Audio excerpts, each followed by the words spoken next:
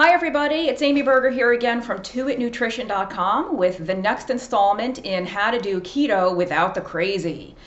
This video is its own entity, but it's kind of a follow-on to the previous two videos I did on keto fat loss stalls, things that can get in the way of losing body fat on a ketogenic or low-carb diet.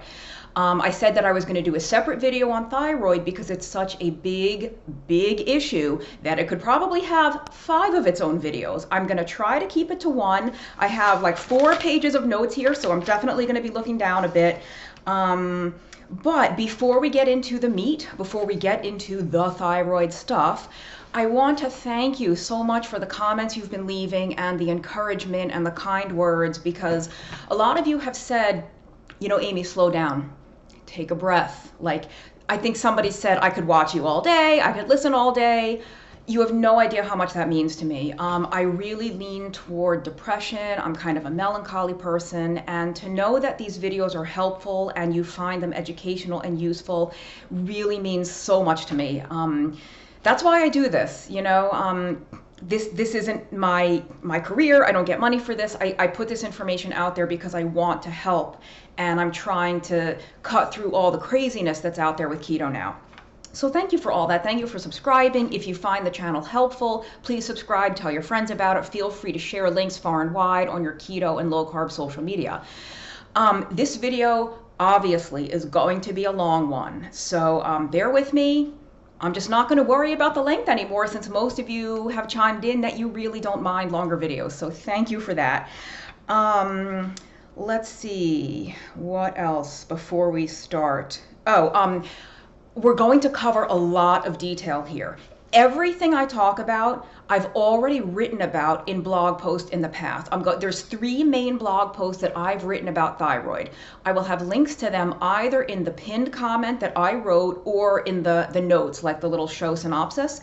So look for those there, because if you miss something, everything is in there, and there's probably going to be more detail in those blog posts than I can go into even in a longer video. And that way, when you read the post, you can really take your time, you can follow the links, you can like go to other sources, verify the information that I'm providing, that I didn't just make it up out of thin air. So, all right, let's move on, because there's a lot to cover. This thyroid stuff is not just a matter of me helping my clients. And with that in mind, you know how I say the word client, because I don't have patients. I'm a nutritionist, not a doctor. Please know that anything I ever say in any of these videos is not medical advice. I am not treating, preventing, curing, or diagnosing anything. I can't do that as a nutritionist. What I can do, and what I really try to do in these videos and on my blog, is educate. So I can't diagnose you with a thyroid problem, but I can educate you about how the thyroid works, what happens when it's not working, potentially how to fix it. So here we go. This is, like I said, more than a professional issue for me, more than a helping client issue for me. The reason I know as much as I know about thyroid is because I'm on thyroid medication myself. The medication was a last resort. I had known for many years that I had a thyroid issue, and I tried to fix it myself. I tried to fix it naturally. I tried all different kinds of supplements. I tried different kinds of protocols, and nothing helped. Everything would help for a very short period of time. For like a couple of weeks, I would feel better, and then I would inevitably go back to all my same signs and symptoms. I'm not going to go into a lot of detail on my own personal story. I have a very detailed blog post with all the gory details that you are welcome to read, and I will link to that. But the bottom line is that this hypothyroidism absolutely debilitated me. I had 2 or 3 years of terrible, unremitting depression, extreme constipation. If you've never had chronic constipation, if you've never gone 10 days, 14 days, 2 weeks without a bowel movement, you cannot possibly appreciate what a gift it is to have regular bowel movements, to get the urge to poop and to go to the bathroom and the poop comes out and it's well formed and you're not in pain, and what you ate within the past day or 2 comes out. it's like manna from heaven to somebody who has experienced chronic constipation. And the depression, the weight gain, I had gained about 20 pounds while still on a low carb or ketogenic diet. I gained the weight despite no change to my diet or exercise habits. The weight came on. And I had myriad other symptoms. I mean, we'll get into the symptoms in a bit. If there were 15 symptoms, I could check off 12. I mean, it was bad. And like I said, the medication was a last resort. I really only turned to it after having exhausted some of the other possibilities, and when I was so physically and emotionally debilitated that I could not function. When I got to the point that I literally could not take one more day, I said, give me the drugs and give them to me now. And I almost wish that I had gone straight for the drugs, because I could have saved myself 2 or 3 years of a lot of money and a lot of tears and a lot of heartache and the depression, the constipation, the hair loss, the weight gain, all the other stuff. But I don't regret it, because it was certainly educational, and hopefully I can pass along some of that education to you now. But the bottom line is, I'm a completely different person. This medication saved my life. And I'm saying that to you deadpan, straight face, right into the camera. This medication has saved my life. And I know in the keto world, sometimes we're very anti-medication. You know, keto should fix everything. If you have a problem, you're not ketoing hard enough, or you need selenium, or you need this, you should try that. Have you tried sleeping in a dark room? You know, and that's great. Like, certainly diet and lifestyle is a huge thing. That's what I do for a living, is help people with that. But it doesn't always fix everything. And if you're in a situation, whether it's hypothyroidism or something else, where medication puts you over into feeling human again, take the medication and let everybody else shut the heck up about it. So I thank goodness for thyroid medication that it exists. I take both T3 and T4. Again, you can read about that in the post. I'm getting ahead of myself. Hypothyroidism is very, very, very common. And there's a lot of speculation as to why it's so common. I'm not really going to get into that. The bottom line is, it's common. I see it all the time. I see it in my clients that it's either unrecognized, they don't realize they have it, or they know they have it and they're being treated, but they're still wildly symptomatic, meaning all of their signs and symptoms are no better, even though they're on medication. So they either don't know they have it and it's untreated, or they're being treated for it, but they're not being treated properly. So they still feel like garbage. And I don't know if you've ever heard of Jackie Eberstein. Jackie Eberstein is a registered nurse. She's a nurse. She was Dr. Atkins's head nurse for 30 years. So Jackie Eberstein has almost more experience than anyone on the planet alive today helping people with low carb and ketogenic diets. So I have had the privilege of meeting Jackie a couple of times, and I said to her, you know, Jackie, like, does everybody have hypothyroidism? Am I blinded by my own bias, like because I have it, that I look for it everywhere? Am I just sort of, you know, like prejudiced toward recognizing hypothyroidism? And she said, well, Amy, look at who's coming to you for help, right? If somebody's coming to you for help with keto, it's because they're not getting the results they want. If keto was working for them, they wouldn't call you, they wouldn't write to you. So if they're coming to you, it's because there's a problem.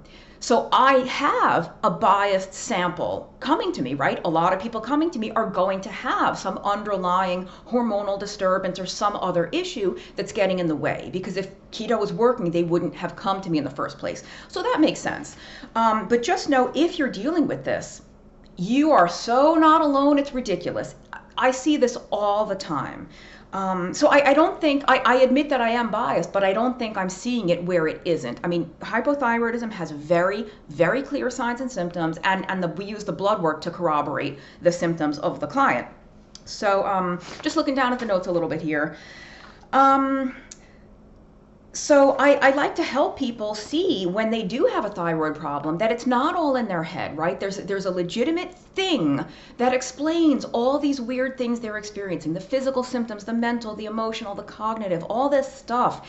And they think, God, is this just how life is? Am I just meant to feel awful all the time? No, there's something going on, and the good news is there's something you can do about it. So let's get into some of the symptoms. Now, There is hyperthyroidism, which is high thyroid function, like overactive thyroid. It's much, much less common than hypothyroidism, which is low thyroid function. So I'm not really going to address hyperthyroidism at all right now. If somebody wants me to do a video on that, let me know. It will be a much shorter video, but I don't want to forget about the people out there that have hyperthyroidism. I acknowledge you. Graves' disease sucks, and I can talk about it some other time if you all want me to. But hypothyroidism, low thyroid function, what are some of the signs and symptoms? Hair loss, depression, constipation, being cold all the time, brain fog, low resting heart rate, low blood pressure, losing the outer portion of your eyebrows. What else? Did I say dry skin, fatigue, weight gain or inability to lose weight? Like I said, with no change to diet or exercise, right? You're not eating more than you were, you're not exercising less, but weight is coming on no matter what you do. High cholesterol, especially high LDL, is in some people a sign of hypothyroidism. Lower leg edema. Where your legs are really swollen, especially at the end of the day, if your ankles look like tree trunks. And that's, a lot of different things can cause it. I think the trouble with recognizing hypothyroidism is that these symptoms can come from other things, right? But when you have all of these together, or many of them, you should suspect hypothyroidism. And to be clear, you don't have to have all of these to have hypothyroidism. But if you have enough of these, if bells are going off in your head because you're like, yeah, I'm constipated, I'm depressed, my hair is falling out, I can't lose weight, I'm cold all the time, my blood pressure is really low, you might want to look into hypothyroidism. It kills me when I get a client, especially a middle-aged woman, who has high cholesterol, high LDL, and she's on a statin, but she hasn't been evaluated or isn't being treated for hypothyroidism. The doctors go straight to treating the cholesterol instead of saying, why is this cholesterol high? Now, to be clear, some other time I'll have to do a video on cholesterol. There's a lot of reasons why cholesterol could be quote unquote high on keto, many of which have nothing to do with anything bad. It's not problematic at all. If you want to learn more about cholesterol on ketogenic diets, I recommend cholesterolcode.com. It's from my friend Dave Feldman, Feldman. I think he also has a YouTube channel, cholesterolcode.com. If your cholesterol has skyrocketed on a ketogenic diet, that website is for you. But, okay, so all those signs and symptoms, and I, like I said, I do use the blood work to corroborate this. I don't just guess. I don't say, well, yeah, you're hypothyroid, which I can't diagnose anyway. I can say these symptoms scream hypothyroidism. Please get the blood work done. Now, I'm going to get into the tests, what tests to request, what to ask for, and the numbers you want to look for, and what to do about it. Before we do that, we got to talk about why this matters. What does the thyroid do? What do these hormones do? And why is that such a big deal, especially when somebody is trying to lose weight? So the thyroid gland is in your neck area. And the thyroid gland is sometimes called the master regulator of your metabolic rate, right? The metabolic rate is your metabolism. It's how fast your body uses energy or burns calories, which is why when you are hypothyroid, when you have low thyroid function or the hormones are low, you don't burn a lot of energy. It's why you're fatigued. It's why everything slows down. It's why you can't lose weight. Now, the thing is, if you've ever looked at an endocrinology textbook, it is the most complicated, crazy, roadmap you've ever seen. God forbid you should even try to make sense of any of it. The endocrine system, various hormones and glands in their target tissues are like a game of Jenga. I don't know if they have Jenga outside the US or outside North America, but if you know the game Jenga, when you get toward the very end, you get to the point where you can't pull that one piece out without the whole thing crumbling. The whole thing is affected just when you move that one piece, right? That's how the endocrine system is. That's how the thyroid gland is. You can't have one hormone out of whack, or you can't address one little gland or tissue without it having cascading effects all over the body in some cases, right? All of these hormones have feedback loops and overlapping redundant mechanisms, so that it's really there's not a whole lot of black and white here. There's a lot of just interconnectedness. Like I said, feedback loops. The diagrams are you can't even imagine. So, all right, let's get back to the notes. So when we talk about glands, when we talk about hormones, you have the gland or the tissue that produces the hormone. You have glands or tissues that send that gland or tissue signals to make those hormones. And then you have target tissues where those hormones actually act. So in the case of the thyroid, the problem when there's a hormonal imbalance, it's rarely with the gland itself. And I think this is especially true for different thyroid problems. It's very rare that the actual problem is with the thyroid gland itself. The problem is usually in signals that the thyroid is supposed to get from somewhere else that it's either not getting or it's getting too much of, or the problem is in the target tissues that are receiving messages from the thyroid, and maybe they're not doing what they're supposed to do in response. This is why the testing is so fraught. You really have to know what to test for and how to interpret it, because it's not very straightforward. And so problems in any of these areas, in any of these feedback loops, in any of these processes could be the problem. It's not just like, I'm hypothyroid, therefore we need to go right to the thyroid gland. It's where is the problem, what is the problem, and why. That's how you fix something, is to know what's actually going wrong. So the thyroid gland, like I said, it's in the neck. It receives signals from the pituitary gland, which is in the brain, which receives signals from the hypothalamus, which is in the brain. The hypothalamus makes a hormone called, where did I put it? TRH, thyrotropin releasing hormone. Thyrotropin being TSH, thyroid stimulating hormone. So the hypothalamus sends out TRH, thyrotropin releasing hormone, to the pituitary. In response to that, the pituitary gland sends out TSH, thyroid stimulating hormone.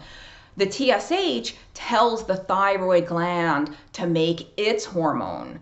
So tell me why, when they're looking for hypothyroidism or hyperthyroidism, many doctors only test the TSH. The TSH is not even a thyroid hormone, it's a pituitary hormone. So it really doesn't tell you anything about what the thyroid gland itself is doing or what those hormones are doing in their target tissues. But we'll talk about testing in a bit, but that's how this works. The thyroid gland produces two hormones mainly. The main one is T4. It's called thyroxine. And thyroxine is converted into T3 or triiodothyronine in the target tissues. Now the thyroid gland does produce a little bit of T3, but it predominantly produces T4. T4 is a less active, less potent form of thyroid hormone. The T3 is really the most powerful form. And let's see what else we want to deal with here before we move on. So just to talk about how this happens, thyroid hormone is basically built upon the amino acid tyrosine. It's tyrosine with a bunch of iodine atoms tacked onto it, which is why some natural remedy, natural healing type books will tell you if you're hypothyroidism, you should take tyrosine or you should take iodine. And the 4 in T4 and the 3 in T3 comes from the number of iodine atoms on the tyrosine. When there's 4 iodines, it's T4. When one of them gets removed to make T3, you have 3 iodines, and that's the triiodothyronine. So this is also why iodine deficiency can cause hypothyroidism, or you'll be recommended to take iodine. The enzyme that removes that 4th iodine to convert T4 to T3 requires the mineral selenium. So again, you'll hear hypothyroidism, you should supplement with iodine, supplement with selenium, take extra tyrosine. I don't recommend any of that unless you know that you're selenium deficient or iodine deficient or tyrosine deficient. I don't recommend any across the board supplements for anybody. I'm just, again, educating, sharing information with you. Other hormones that are related to thyroid function, but do not, so there's something called T3, reverse T3. You'll see it as RT3 on a lab report of reverse T3. This I like to call imposter T3. It fits into the thyroid hormone receptor, but it doesn't act the way T3 does. It's like a faker. It attaches to the receptor, but it doesn't do what T3 is supposed to do. In fact, it blocks the T3 from getting in. By occupying that receptor site, the real T3 can't get through. And we tend to see elevated reverse T3 when people are under chronic stress. Right? Remember I said the thyroid gland is the master regulator of your metabolism. Your metabolism is how quickly you're burning through energy. If you're burning through a ton of energy, go, go, go, rah, rah, rah, because you're stressed out all the time, and for whatever reason, your life at that particular point of time is so stressful that you can't slow down. You have to keep grinding as hard as you can every day.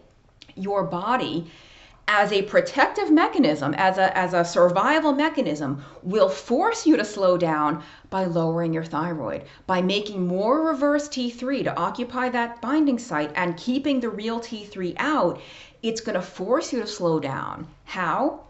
By making you tired, by making you depressed, by making you constipated, by making you cold, by making you just blah. You don't want to do anything. So it's almost like that reverse T3 is trying to prevent you from burning out, which is what you'll do if you don't slow down. Then there are some other hormones or enzymes. There's something called TPO. It's Thyroid Peroxidase. And it's the enzyme that actually attaches the iodine to the tyrosine. Remember, there's a selenoprotein, a deiodinase that removes the iodine, that's the selenium, but then there's TPO, thyroid peroxidase, which is what puts the iodine on the tyrosine. And there's thyroglobulin is I think it's like proto thyroid hormone. When they look for thyroid antibodies, if they want to see if you have an autoimmune thyroid condition, which would be Hashimoto's disease or Graves' disease, if they want to look for autoimmune thyroid problems, they will look for antibodies to TPO and to thyroglobulin. And so if you have elevated antibodies, the problem is not really, again, with the thyroid at all, but with your immune system. Any autoimmune condition is an overactive immune response to some actual tissue in your body that it is mistakenly attacking. So you can have low, high problems with any one or all of these hormones. So measuring TSH, a lot of doctors will measure TSH and that's it. When you request a thyroid test, they test your TSH and that's all they do. And I am here to tell you that is useless. It is worthless to you. There are so many people that have a normal TSH that have thyroid signs and symptoms screaming off of the paperwork, absolutely screaming right in my face. So the TSH is not worthless, like you shouldn't do that test. You should do that test as part of the comprehensive thyroid panel. If you suspect you have a thyroid issue, you must insist with your doctor that you want a comprehensive thyroid panel. And in part 1 of the blog series that I'll be linking to in the pinned comment, like I said, or in the notes, there's a description of every one of these hormones, what it is, what it does, and it's part of this comprehensive panel. TSH is not enough. Sometimes doctors will run TSH and T4. They'll look for that T4 hormone. Again, not sufficient. Because you could have perfectly normal T4 coming out of the thyroid gland, but if it's not being converted to T3 in the rest of your body, whoop-de-doo, you're still going to feel like garbage. This is where you have to trust your own intuition. You can use your blood work as a guide, and your physician is your partner in your healthcare. You are the expert in your body. Can I say that again? You're the expert in your body. You know your body, you know your mind, you know your hair, your skin, your psyche, your moods. You know yourself better than anybody, or most of us do anyway. If you think there's something wrong based on that list of signs and symptoms of hypothyroidism, please insist on a comprehensive panel. If your doctor will not cooperate, if for some reason they don't want to work with you to help you heal, to help you get better, as is their job, for whatever reason, if they don't want to do it, you can actually do it yourself, directlabs.com. I'm sorry, if you're overseas, if you're out of the US, I'm not sure what to recommend for you, but in the US, you can use directlabs.com. There's 2 states where it's not legal. I think it's New York, and it could be New Jersey or Rhode Island. Don't quote me on that. Go to directlabs.com and you'll see if it's available in your state. You can order your own blood work. You do have to pay out of pocket though, but it is actually fairly reasonable, and in my estimation, worth every penny. Worth every penny. So this is such a long video. I might have a little sip of my coffee here in my Rosie the Riveter mug. And if you're a coffee junkie like I am, again, no affiliate link here. I'm just sharing products that I like. Mine is so old, it's starting to get worn out. This is a Mr. Coffee coffee warmer. You plug it in, you turn it on, and it actually keeps hot. And you can keep your coffee mug on that surface and it'll stay hot forever. Like, I mean, I even tend to put a little cover, like I'll cover this up with a paper towel so even the steam doesn't escape. If you're a coffee junkie like me and you want it to be hot, this is what you do. This thing is like $10 at Bed Bath & Beyond or Target or, you know, those home stores. It's the best $10 you'll ever spend. Unless you need to put $10 toward thyroid testing, in which case, get the thyroid testing first and then worry about your coffee. So let's get back to what is important here. Okay, with testing, the reason that I think the comprehensive thyroid panel is so important is because only by testing all of those different things can you see where the problem is in the system. Is it my pituitary gland? Is it my thyroid gland? Is it the target tissues? Is it my cortisol? Am I so stressed out that my reverse T3 is high? Where is the problem?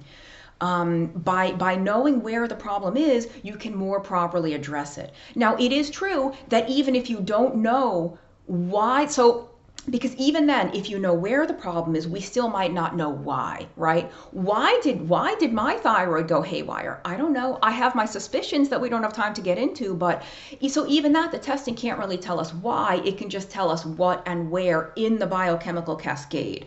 And I still think that getting as close to the root cause as you can is going to inform treatment. It's going to give your doctor the information they need to target the right thing. You know, maybe you don't need medicine. Maybe you need more sleep. Maybe you need to relax. Maybe you are iodine deficient. You know, you have to identify the root cause. Even if you can't, though, the medication can still help. I still don't know what the root cause of mine was. My medication has still been life-changing. But that's why I really recommend that testing, to get as much information as you can about why this problem is happening and where the breakdown is in the system. Now, testing is a mixed bag. You have to really test or have your numbers interpreted by a professional who knows how to interpret them. Because, you know, as we know very well with a lot of the lab ranges for other things like for glucose, for insulin, for, you know, triglycerides, for cholesterol, what is considered the normal reference range in a lot of these laboratories that we'll use is not what we would consider optimal or not our goal or our target. And I'll say that again. Normal doesn't mean optimal. There's a lot of different things, including thyroid hormones, where you could fall within the normal range, but what's normal for you? Let's say you're at the very, very basement of the range. So technically the lab printout isn't going to flag you as being low because you're normal, but you're at the rock bottom of normal, and you might feel like an entirely different person if you were at the midpoint of that range or higher. And in fact, at least with the T3, the free T3, a lot of the doctors that I know like to see it at the midpoint or above. If you are, now this is assuming you're symptomatic, right? If you're not symptomatic, nobody cares. If you're not symptomatic, why would you even get tested? You're only going to get tested if you think there's something wrong. And so I actually just said free T3, which reminds me, I should have gone back when I was talking about the different parts of the comprehensive thyroid panel. You want to test the TSH, the reverse T3, the total and free T3, and total and free T4. If it's hard to hear in the video, free, F-R-E-E, like free of charge. What that means, and you want to have the antibodies tested. What the free part of free T3 and free T4 means is Most hormones secreted in the body don't just travel around willy-nilly. They travel attached to a binding protein, because if they didn't travel attached to a binding protein, they could just latch on anywhere and have some effect in a place it wasn't meant to have an effect. So they're sort of escorted through the bloodstream on these binding proteins until they reach their target tissue where they can be free to do what they're supposed to do. So again, you could have a totally normal total T3 or total T4, but the free hormone is low. And the hormone has to be free, it has to be unbound in order to have those effects. That's why this really, truly, this TSH testing only and this TSH and T4 testing is crap. It has got to go. It's really just not helpful at all to really dig to the root cause of the problem. Now, yes, absolutely. If there's a problem, the TSH might be very high. When your thyroid gland is producing enough T4 or T3, it's supposed to feed back to the pituitary gland so that the pituitary gland says, oh, we have plenty of thyroid hormone now, I don't have to make so much TSH. When that's not happening, the TSH gets really high because there's not enough T4 and T3 being made. So the pituitary is like, hello, thyroid gland, knock, knock, knock. It's going to keep making that TSH to wake the thyroid up. That's why they look for elevated TSH. However, there's so many people whose TSH is normal, but they still have all the signs and symptoms of hypothyroidism for all the reasons we're talking about. There's a problem somewhere else in the system. So the range, like I said, you have to work with somebody that knows how to treat this organically more, how to look at these thyroid lab numbers more holistically. And I kind of hate that word because that word just makes you think like, oh, you just need an apple cider vinegar cleanse, or you need like a cherry juice detox. Like you hear that word holistic, but what I mean is holistic, WHOLISTIC. They need to look at the whole person. They need to treat your symptoms, treat you as a human, not treat a lab printout that may or may not reflect what's really going on inside you. And if you've had thyroid testing and your doctor calls or the nurse calls and just leaves you a message saying, hey, we got your labs back, your thyroid's normal, click. No, that is not acceptable. Please get a copy of your paperwork. It's your paperwork. It's your numbers. It's your labs. You are entirely within your rights to have a copy of your own blood work. Don't take their word for it. Just because that doctor or that nurse practitioner tells you your numbers are normal, again, they might be looking at the very conventional lab range. And yeah, you might be normal, but that doesn't mean you're going to feel your best. If you know that you have screaming signs and symptoms of this problem, then you're not normal. Or you might be normal, but you need to be in a different range on those tests. So, all right, we're already over 30 minutes. Let's talk about, before we talk about medication, because we're going to talk about the meds next, let's go back, because I wasn't looking closely enough. Let's just get to some stuff that I've passed over. So we talked about how if you have hypothyroidism, you're often recommended to take iodine, selenium, and or tyrosine, right? Because we need these things to make the hormones or to have them properly converted and all that. Thyroglobulin, or where is it? One of these proteins is thyroid peroxidase, the hormone that puts the iodine on the tyrosine, is a heme protein, H-E-M-E. If that reminds you of hemoglobin, pat yourself on the back, because that means it needs iron. That means that this enzyme requires iron to function properly, which I think there's a lot of reasons why iron deficiency anemia causes fatigue. It's the #1 hallmark symptom of iron deficiency, but it could also be because if you don't have enough iron, you're not going to make enough thyroid hormone. You're not going to make enough thyroid peroxidase. You also need vitamin A for thyroid. So I honestly think these vegan diets that are becoming so much more popular, especially among young women, are a disaster for thyroid function. They are an absolute disaster. You might feel okay in the short term. Over the long term, as you become iron deficient, you're not getting true vitamin A, you're not getting retinol, you're not getting retinal, you're getting beta carotene from carrots, from sweet potatoes, from cantaloupe. You're not getting the true vitamin A that's only found in animal foods. And you're getting non-heme iron from spinach and kale and plant foods and beans. that stuff is just not as bioavailable to the body. It's not as potent. It's not as well absorbed. So I think there's a lot of stuff coming into play, but really diet can affect this so much. But diet isn't everything, right? I had what I thought was a good diet and I still had thyroid problems. So it's just, like I said, a lot of moving parts, so many different things can affect it, but you should always look at the simplest thing first. Could my diet be contributing to this? Yes. Okay, change the diet. No. Okay, look at something else. So then also, something that I forgot that I think is pretty important. I've been saying that they call the thyroid the master regulator of metabolism, and it kind of controls the metabolic rate, right? This is why it's so hard to lose weight when you have low thyroid. Your whole metabolism is just slow. This is why your heart rate is low. It's why the blood pressure is low. It's why you're cold all the time. You can't even generate heat at the cellular level, which, just as a little aside, personally, if some of you are into the keto research and all this, now there's that people are taking like ice baths or going from hot to cold showers because of what they call cold thermogenesis. Thermogenesis meaning creating heat, making heat in response to cold. A healthy, normal functioning body in response to cold is going to warm up, right? You might, even if you're kind of cold on the outside, internally you'll be heating, and you'll actually, the shivering is designed to heat you up, all that stuff.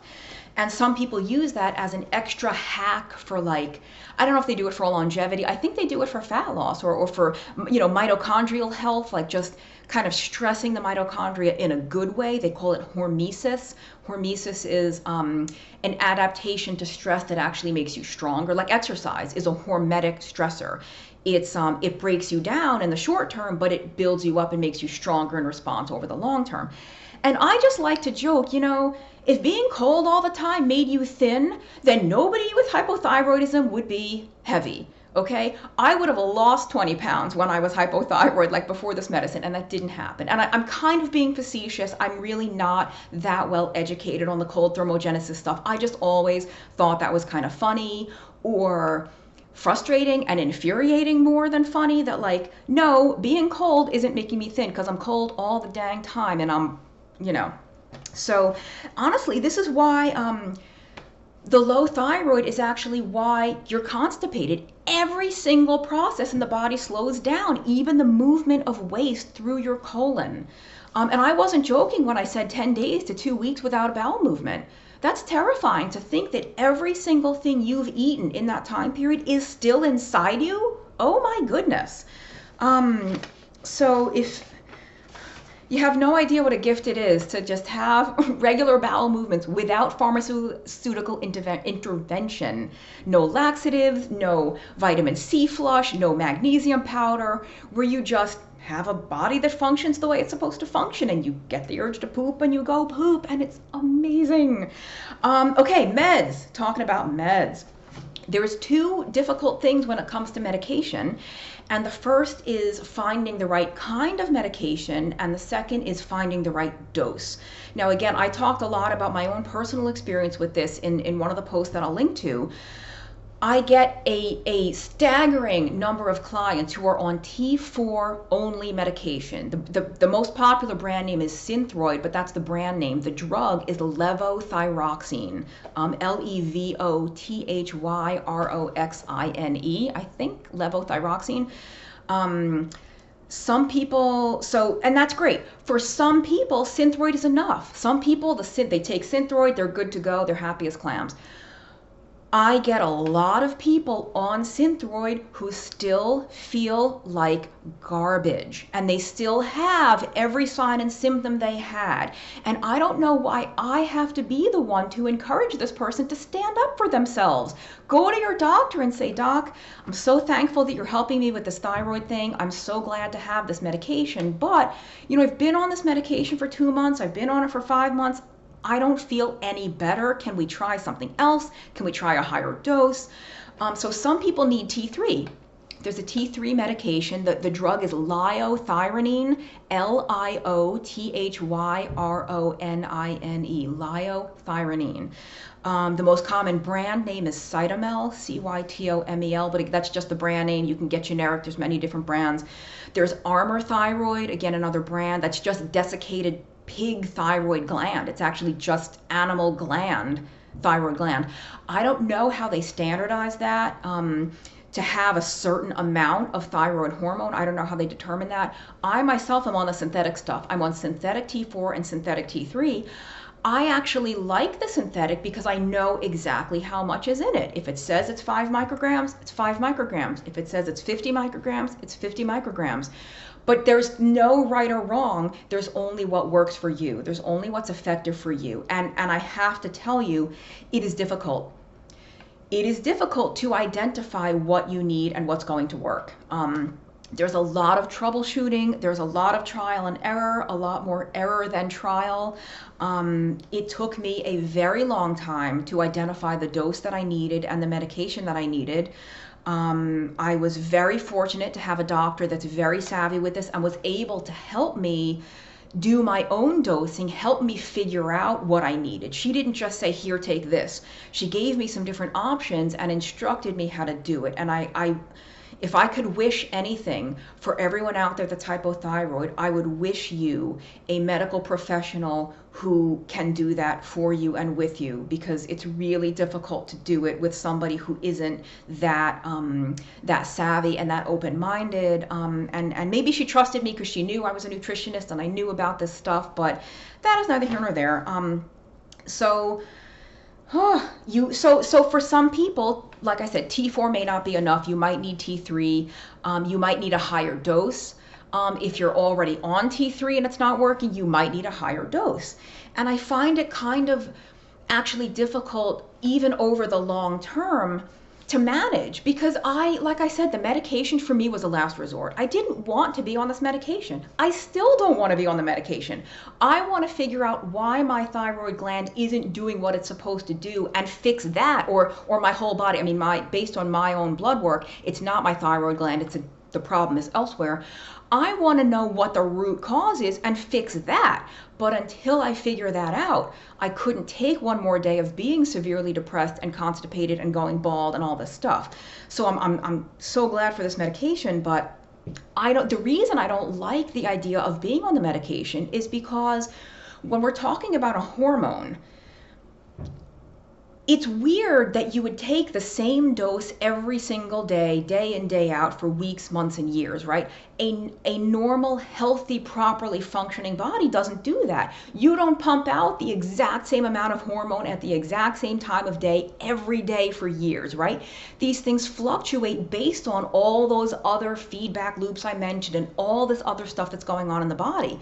So when we introduce exogenous, meaning from the outside, hormones, whether it's thyroid or estrogen or testosterone or progesterone or anything, we're not really able to mimic the way the body would manage those levels on its own. We're just sort of dumping it into the system. Now, like I said, thank God I can dump it into the system because I have to. My life was not manageable before this medication, but I don't think this is the natural way to go about it. You know, I wish I could find some other way, and I will try. I mean, I started tracking my food a lot more closely to see if I could make connections between some of what I'm doing and my mood and other things.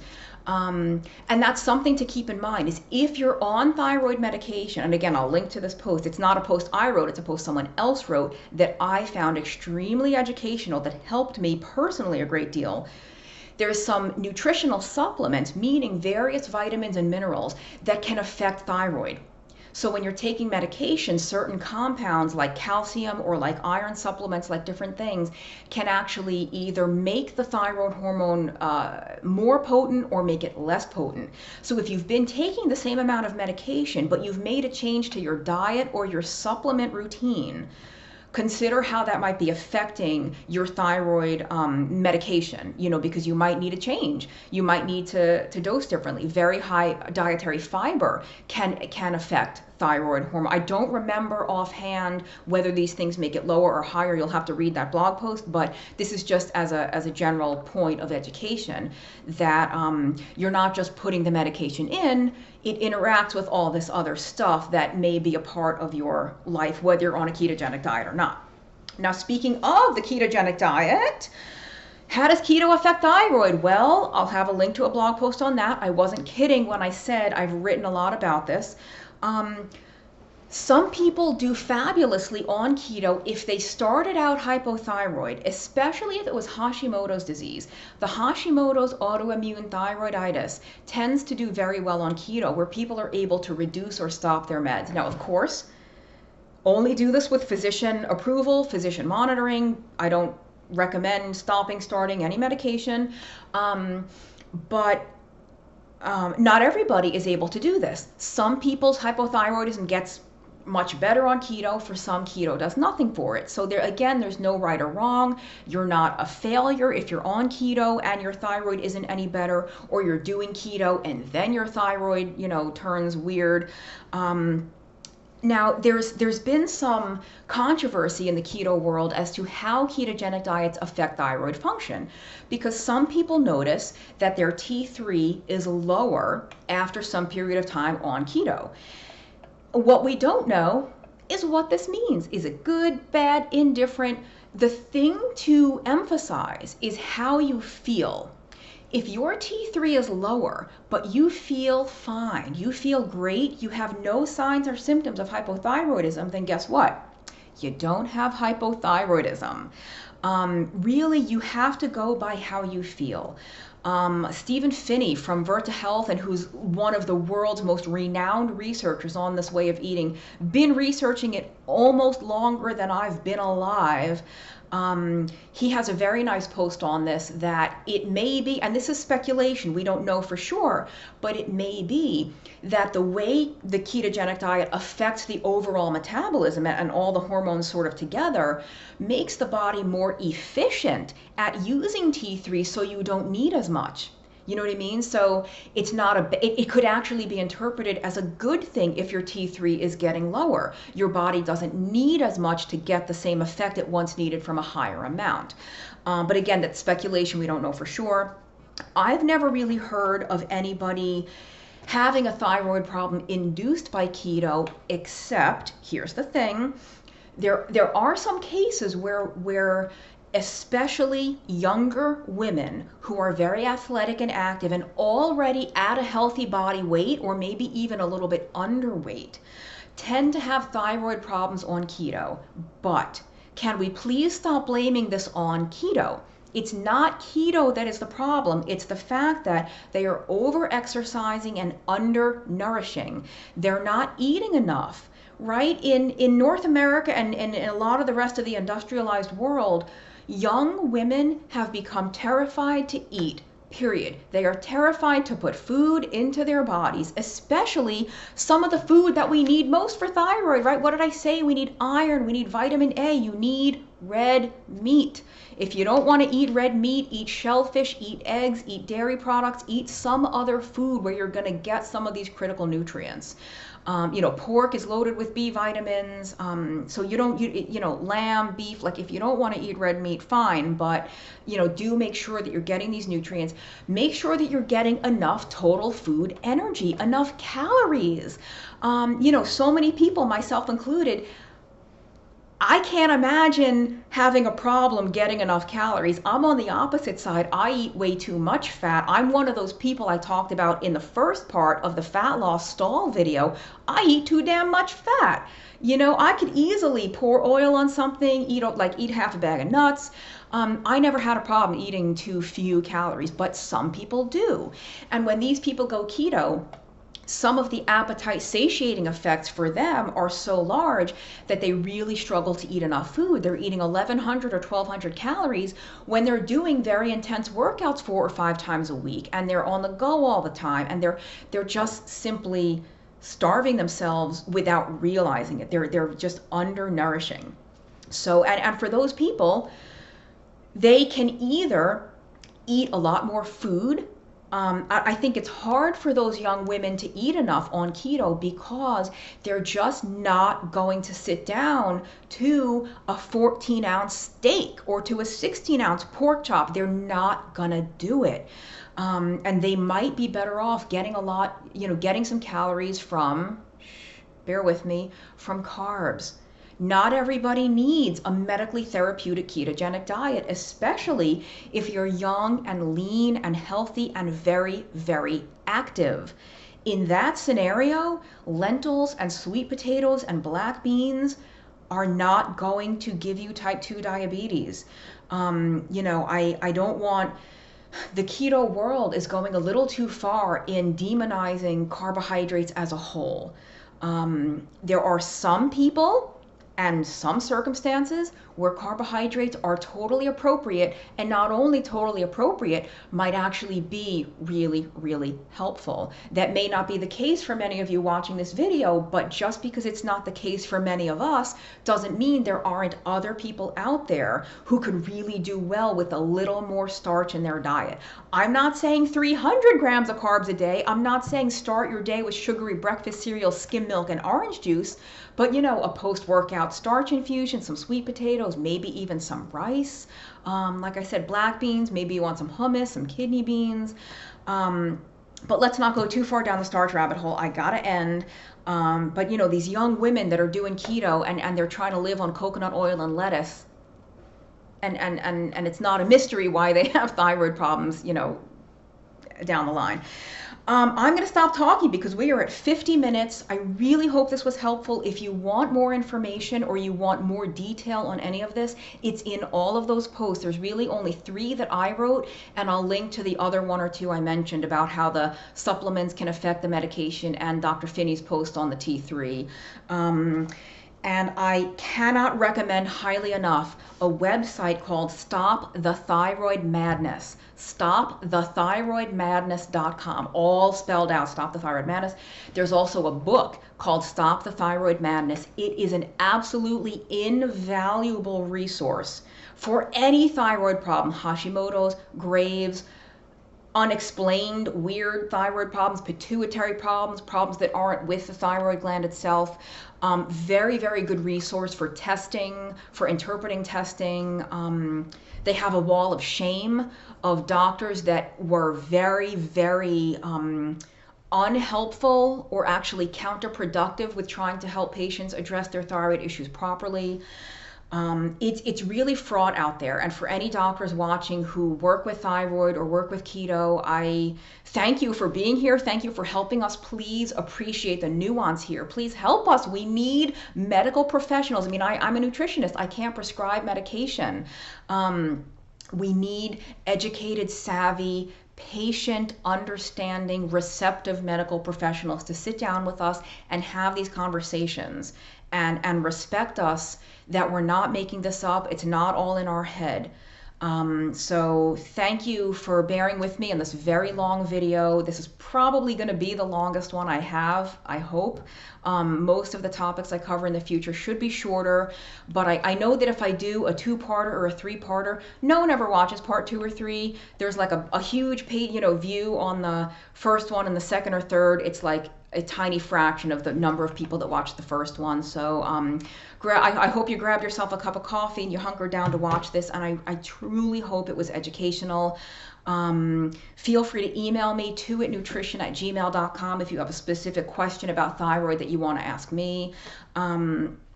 I can help you look at your blood work. Again, I'm not a physician. I can just share education. That's what I do, share information about what those numbers mean that you can then go discuss with your doctor. I guess that's it. Please subscribe to the channel if you enjoy it. If you find this stuff helpful, I'm not on Patreon, but I happily and gratefully accept any contribution you feel is commensurate with what you're receiving here. You can go to paypal.com and just send to my email address, tuitnutrition@gmail.com.